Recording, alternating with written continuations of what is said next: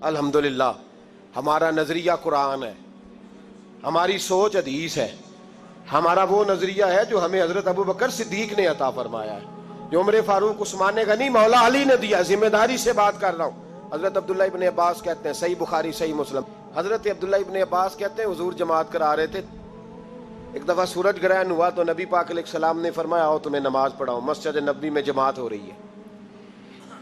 एक हदीस में लफ्ज है कि कयाम, हुजूर खड़े थे कयाम की हालत में, और एक लफ्ज ये है कि हुजूर रुकू गए और दोबारा उठे, और खड़े खड़े हुजूर ने पता क्या किया, अपना सीधा पैर थोड़ा आगे किया, कदम मुबारक, और फिर हुजूर ने बाजू अपना फिजा में बुलंद किया। सहाबा कहते हम नमाज में खड़े हैं, पीछे हम देख रहे थे, थोड़ी देर तक हुजूर का हाथ लहराता रहा, हुजूर ने कुछ सोचा, फिर दस्ते मुबारक को वापस ले आए, नमाज पढ़ाई। कुछ लोग तो चले गए, जो हकीकत जानने वाले थे वो जरा करीब करीब बैठने लगे, कोई यहाँ बैठता है, कोई वहीं बैठता है, कोई करीब आता है, कोई जाता है। हुजूर बड़ा जानते थे गुलामों के हालों को, फरमाने लगे चलो पूछो जो पूछना चाहते हो, दाएं बाएं ना बैठो, जो बात है करो। अर्ज की हुजूर आज समझ नहीं आई, नमाज में आपने पहले पैर आगे किया, फिर हाथ उठाया, फिर वापस ले आए, समझ नहीं आई। मेरे रसूल करीम सल्लल्लाहु अलैहि वसल्लम ने फरमाया चलो छोड़ो, क्या करोगे पूछ के। कहते हैं बाकी तो चुप कर गए। हजरत अनस बिन मालिक छोटे बच्चे थे, कोट के करीब आए, गुलाम थे, हुजूर प्यार करते थे, कहने लगे नहीं या रसूलल्लाह सबका दिल कर रहा है, आज जरा बता दें। तो मेरे महबूब पाक ने बताया तेरे लिए 2-4 कदम अर्श बरी है। सैयद आलम अलैहिस्सलाम फरमाने लगे जब मैं कयाम में था तो मेरी नजर उठी, जरा मैंने ऊपर देखा तो मेरी नजर जन्नत में चली गई। कहां खड़े हैं हुजूर, बोल के बताएं, बोल के कहां खड़े थे, मस्जिद नबवी में। फरमाया नजर उठाई तो मेरी नजर जन्नत में। हुजूर फरमाते हैं मेरी नजर पड़ी तो जन्नत में अंगूरों का एक खोशा लटक रहा था। लोग तो कहते ना गए कैसे, मैं कहता हूं रोज जाते थे, रोजाना अंगूरों का गोशा लटक रहा था। हुजूर फरमाते मुझे बड़ा अच्छा लगा, मैंने उसे हाथ डाल दिया।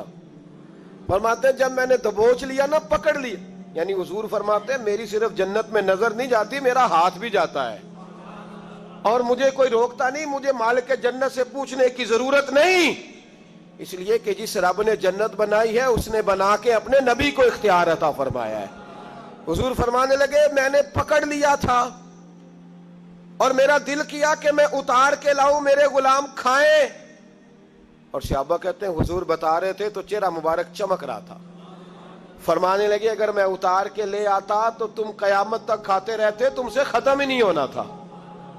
तो सहाबा कहते हैं हमारी दिलचस्पी और बढ़ गई, हुजूर फिर तोड़ा क्यों नहीं? तो महबूब फरमाने लगे इसलिए नहीं तोड़ा कि जन्नत राज है तो राज ही रहना चाहिए, जन्नत राज है तो ये राज ही रहना चाहिए। अल्लाह के राजों से पर्दा न उठे तो बेहतर है।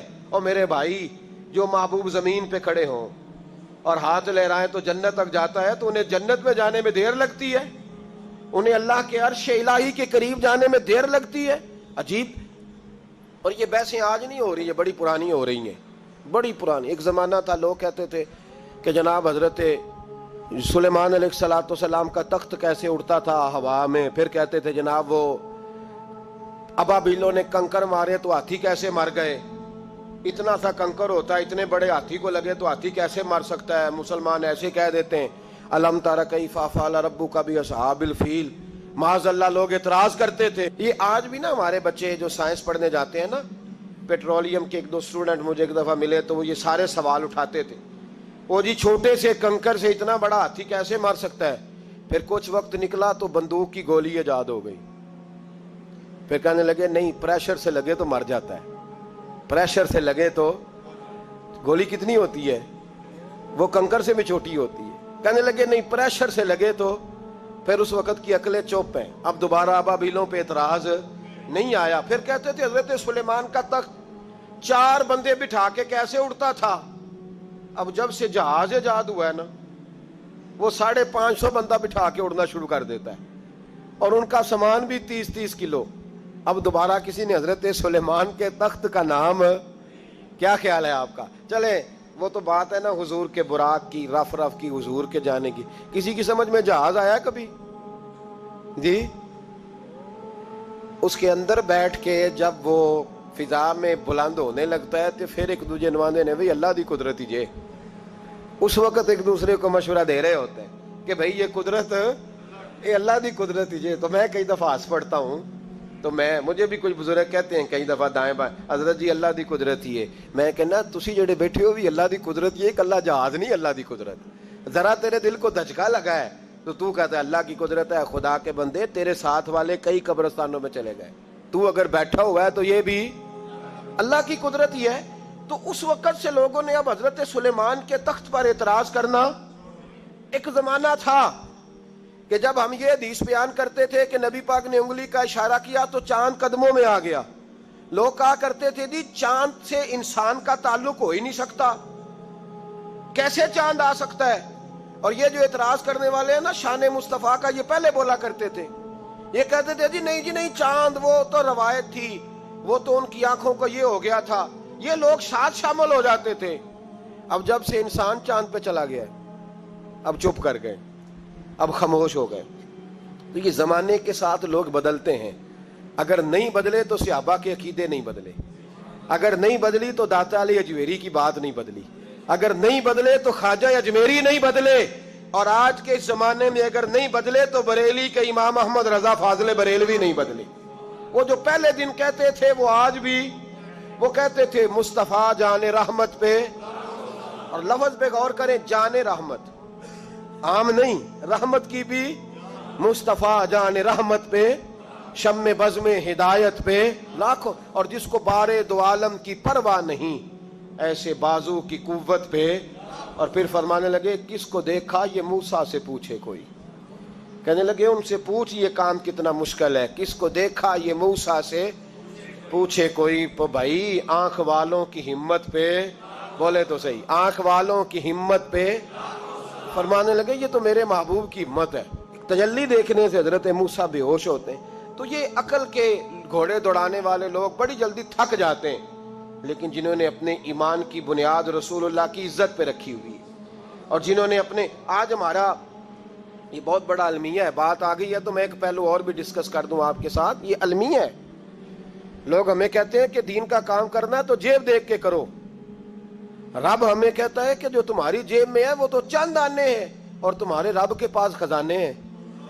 تم غیبی طاقتوں پہ, ہمیں لوگ کہتے ہیں کہ اسلحہ دیکھ کے, بندے دیکھ کے جہاد کرو, اور رب قرآن میں کہتا ہے وَلَقَدْ نَصَرَكُمُ اللَّهُ بِبَدْرٍ وَأَنْتُمْ أَذِلَّةٌ. فرمایا تم تو کمزور تھے بدر میں, وہ جو تمہاری مدد آئی تھی وہ تمہارے رب نے فرمائی تھی. اللہ مدد فرماتا ہے امت مسلمہ, لیکن ہمارا حکمران ڈرتا ہے, صلح کر لیتا ہے, بھاگ کے جاتا ہے, ان کے ساتھ مل جاتا ہے. انہیں اصل میں ان غیبی طاقتوں پر, ان خدائی قوتوں پر, ان قدرتوں پر یقین, اس لیے کہتا ہے نہیں میری عقل میں نہیں آتی. ہمارے ہاں تو غوث اعظم کی کرامت لوگ بیان کرتے ہیں تو شرم کر کر کے بیان کرتے ہیں. کیسے ہو سکتا ہے؟ میں نے کہا تھا اس وقت بھی, ربیع الثانی میں بھی حضرت غوث اعظم رضی اللہ تعالیٰ عنہ سبق پڑھاتے پڑھاتے ہاتھ آگے کیا پھر پیچھے کر لیا, تو آپ کے شاگرد کہتے ہیں سارا بھیگ گیا ہاتھ. تھوڑی دیر کے بعد ہم نے پوچھا حضور یہ کیا تھا؟ فرمایا سبق پڑھو, تمہارے والی بات نہیں. چند منٹ گزرے, کچھ لوگ آ گئے, ہم نے ان سے پوچھا تم کیسے آئے ہو, تم تو بحری سفر پہ تھے. کہنے لگے ڈوبنے لگی تھی کشتی, ڈوبنے لگی تھی. ہم مرید تھے غوث پاک کے, ہم مرید تھے, تو ہم نے پکارا ہے تو ایک ہاتھ برآمد ہوا ہے, اس نے ہمیں بچا لیا ہے. سنی کو بھی شرم آتی ہے یہ بات کرتے, یہ کیسے ہو سکتا ہے؟ غوث پاک سبق بھی پڑھا رہے تھے, وہاں بھی تھے. مجھے بھی لوگ روک کے پوچھتے ہیں جناب یہ کیسے ہے, تو میں نے کہا یہ اس لیے تو نے پوچھا ہے کہ تو نے قرآن پاک نہیں پڑھا.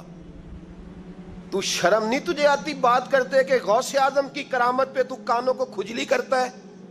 رسول اللہ کے غلام کی کرامت تجھے ہضم نہیں ہوتی؟ حالانکہ تو روز سورہ نمل کے اندر پڑھتا ہے کہ حضرت آصف بن برخیہ کو جناب سلیمان نے کہا تخت لاؤ, نہ وہ غائب ہوئے نہ وہ وہاں سے گئے, اور آیا کتنی دیر میں؟ آنکھ جھپکنے سے آیا کہ نہیں آیا, پہنچا کہ نہیں. ماننے والا مسلمان کے غیر مسلم, نہ ماننے والا کافر. تو حضرت سلیمان کے غلام کی شان تو مانتا ہے, اور رسول اللہ کے غلام کی عظمت کی باری آتی ہے تو دکانوں پہ کھجلی کرتا ہے. او خدا کے بندے, یہ تو حضرت سلیمان کے امتی ہیں, اور میرے مصطفیٰ نے فرمایا علماء امتی کا انبیاء بنی اسرائیل.